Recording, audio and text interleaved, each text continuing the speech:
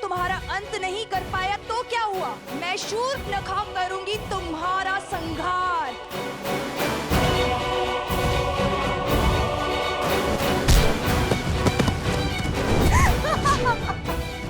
लो, कुश, जानती हूँ कि हर माया की काट खोजने में सक्षम हो तुम दोनों। तो तुम हो जिसने हमें पहले भी मारने का प्रयास किया था, और हमने पहले भी तुम्हारे प्रयास को विफल किया था। तुम्हारे कारण मेरे भाई के प्राण संकट में पड़े हैं।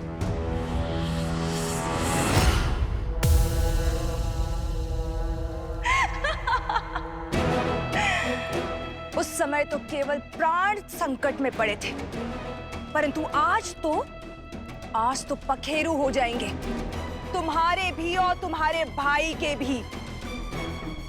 आज साम दाम दंड भेद सारी युक्तियां लगाकर, सारी शक्तियां लगाकर रघुवंश के कल और कुल का अध्याय ही समाप्त कर दूंगी मैं।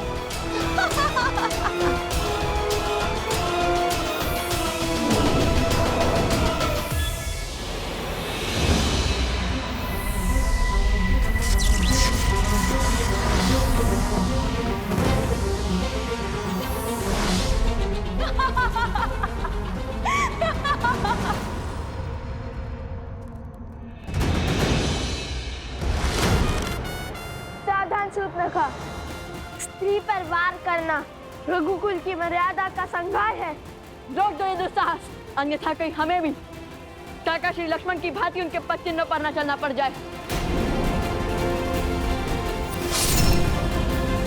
उदंडी बालक,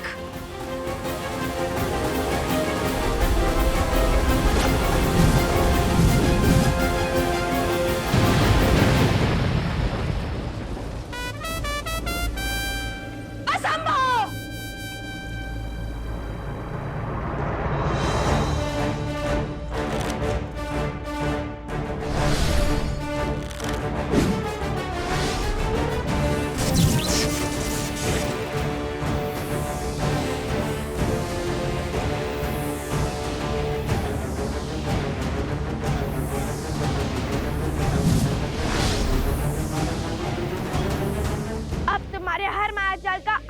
शूर्पणखा, अब तुम कोई खेल नहीं खेल सकती, कोई स्वांग नहीं रच सकती।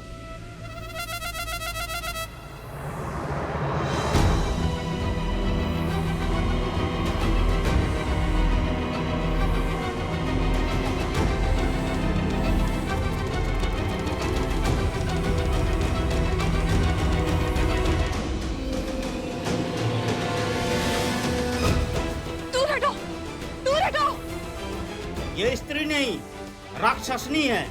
इसका वध इसी क्षण होना चाहिए। मारो इसे। अरे सिया राम के वियोग का कारण भी तो यही है, मारो इसे।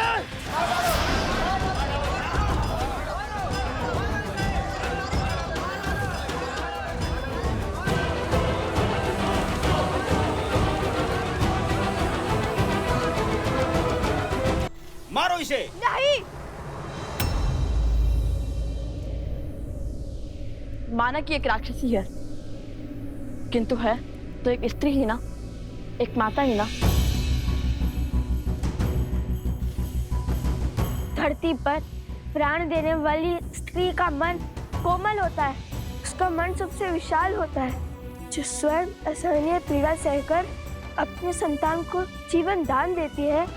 और स्त्री का वध वेदों में, शास्त्रों में जघन्य अपराध माना गया है। आप ज्ञान की केंद्र मिथिला की प्रजा हैं और धर्म की रक्षक मैथिली के प्रिय हैं। आप इस पाप के भागी मत बनिए और मेरी मानिए, इसे जाने दीजिए। महाराज जनक की पावन धरा पर एक स्त्री का रक्त बहाना शुभ नहीं होगा। लवकुश का कथन उचित है। प्रकृति कुकर्म का दंड स्वयं देती है और इसे भी इसके कुकर्म का दंड अवश्य मिलेगा। जाने दो इसे।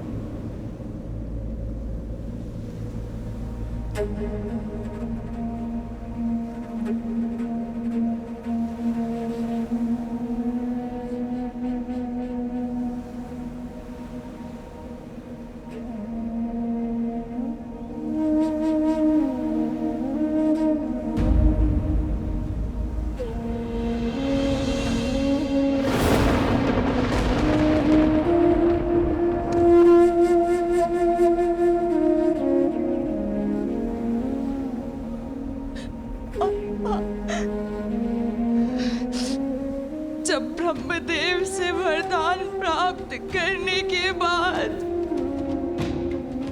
इस भूमि पर आपने अपने पांव रखे थे और आपने अपना दिग्विजय आरंभ किया था।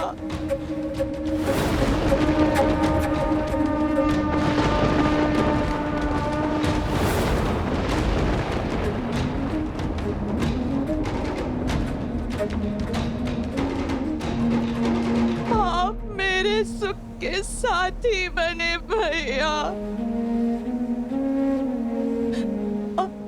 और मैं आपके काल का कारण बन गई भैया, कारण बन गई। मेरी एक इच्छा की वजह से सब कुछ तबाह हो गया। मैंने अथक प्रयास किए, परंतु मैं जीत नहीं पाई। सत्य कहा था सीता ने कि राम और सीता को पृथक करना असंभव है, और जिसने भी चेष्टा की वो काल का ग्रास बन गया भैया।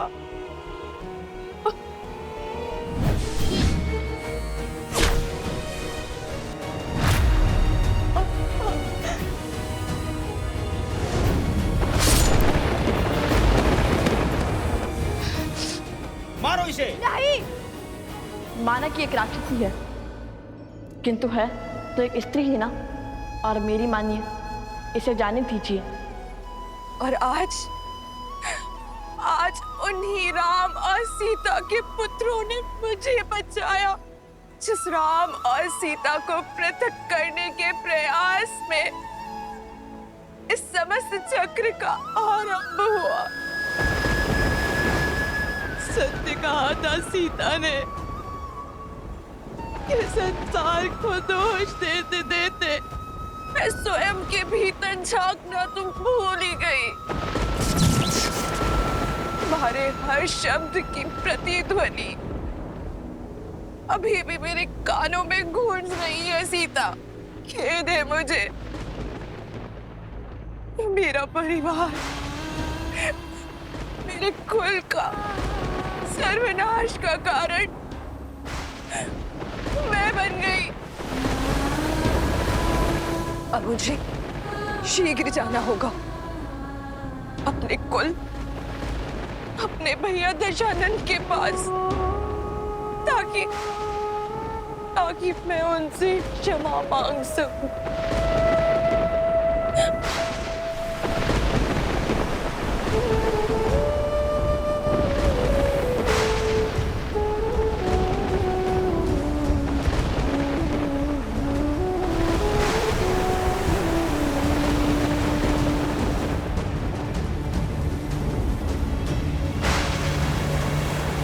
जय श्री राम। भज मन राम नाम सुखदाई, भज मन राम नाम सुखदाई।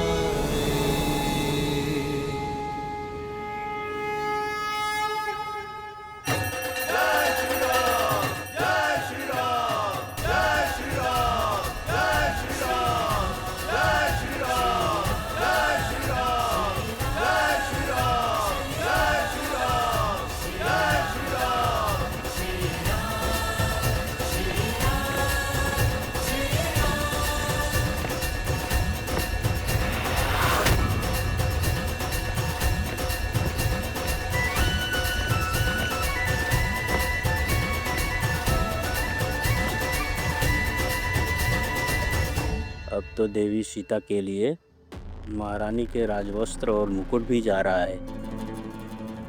अब तो अपनी योजना बताओ।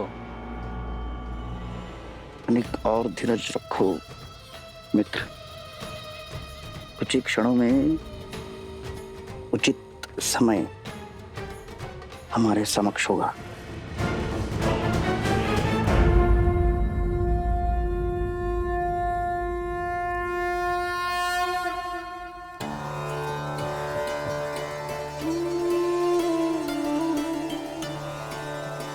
सीता,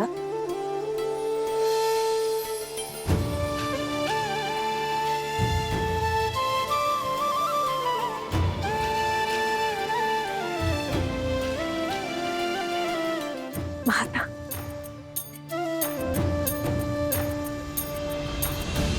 सौभाग्यवती भाव।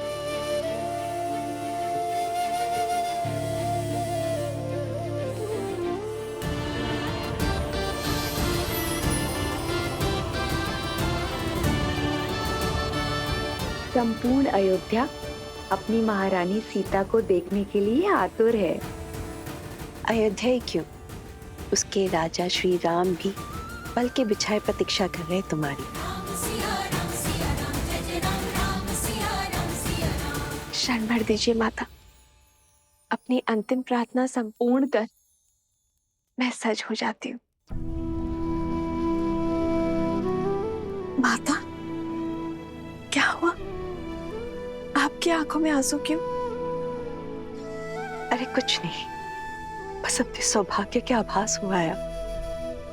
सच सीता, ये सौभाग्य है हमारा, राम का, अयोध्या का, कि तुम हमें मिली। प्रजा के लिए महारानी माता समान होती है। अब पुनः अयोध्या को अनाथ करके मत जाना सीता।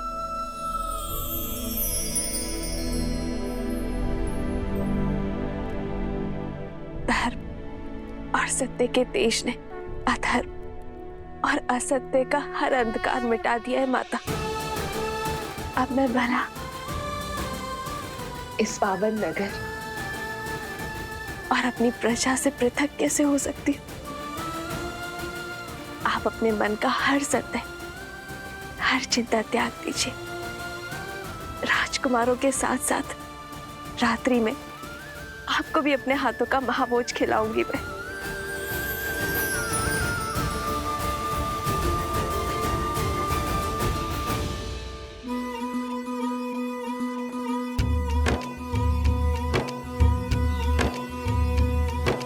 महावेगी सरयू के किनारे पावन बड़ा है एक नगर, जहाँ सूर्य वंश की महिमा से है रची बसी हर राह डगर। प्राण जाए पर वचन न जाए, प्रण पाले हर योद्धा है। जहाँ धर्म का सूरज उगता है, उसका नाम अयोध्या है, उसका नाम अयोध्या है, उसका नाम अयोध्या है।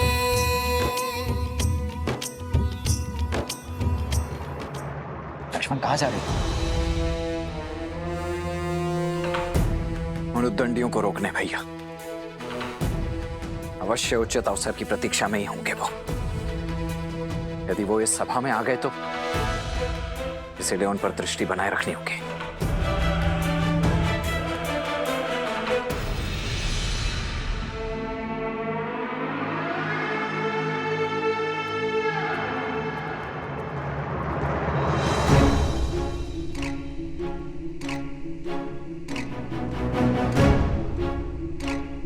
क्या हुआ? वो देखो राजनुज लक्ष्मण अवश्य हमें रोकने के लिए आए होंगे, ताकि हम सभा में जाकर महाराज से प्रश्नों के उत्तर ना ले पाए। कुछ सोचो।